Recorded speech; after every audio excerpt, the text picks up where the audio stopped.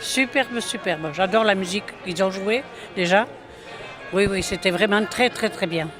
J'ai trouvé formidable, j'ai trouvé super, beaucoup d'ambiance, très sympa, que du bonheur.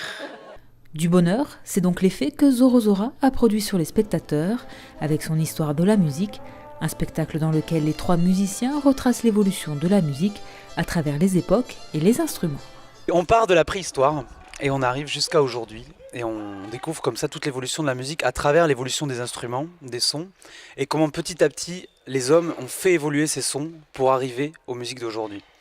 Voilà. Et c'est tout en humour, tout en musique du début à la fin, et on passe à travers l'époque médiévale par exemple, à travers l'Antiquité, à travers même les tout premiers sons des cavernes, et en passant par le rock'n'roll. Voilà, on fait une espèce de sorte de panorama immense de la musique. Dans ce spectacle musical, mélange de concerts, comédies et conférences atypiques, les 3 virtuoses se jouent des codes et des conventions pour le plus grand plaisir des spectateurs.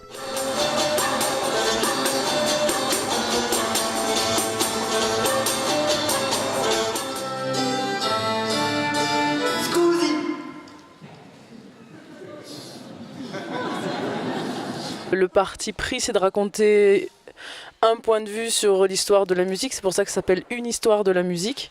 L'histoire de la musique. Voilà, donc c'est certaines musiques, certains compositeurs, certaines époques, certains instruments. On a essayé de sélectionner selon les affinités. Et on essaye, je dis bien on essaye, hein, parce que c'est quand même pas si facile, de casser les codes.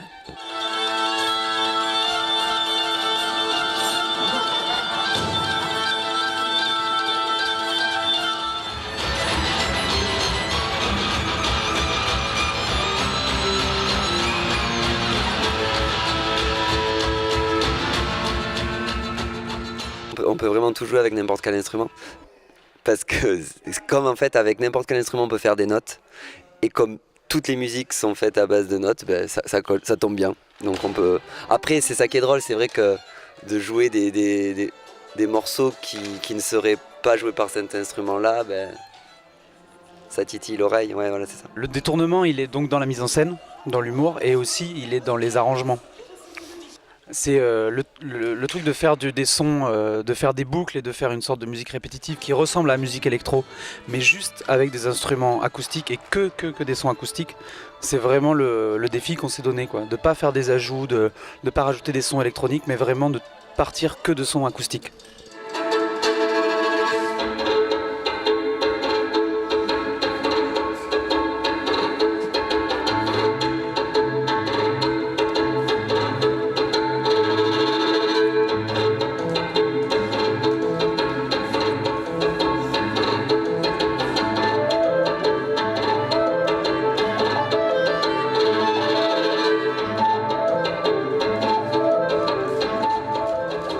Zorozora et son histoire de la musique ont offert au public de Biodos un incroyable voyage musical, salué par un tonnerre d'applaudissements.